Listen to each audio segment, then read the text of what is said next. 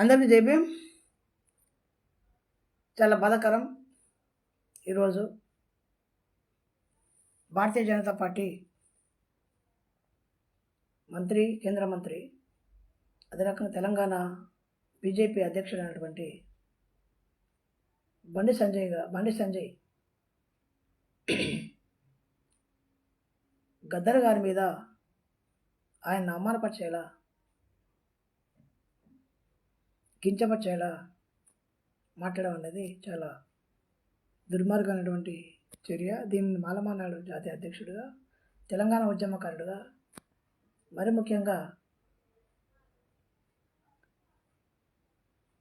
తెలంగాణ సామాజిక తెలంగాణ కావాలని కోరుకున్న వ్యక్తిగా, ఈ భారతీయ సమాజం అందరూ కూడా సమానంగా ఉండాలనుకున్న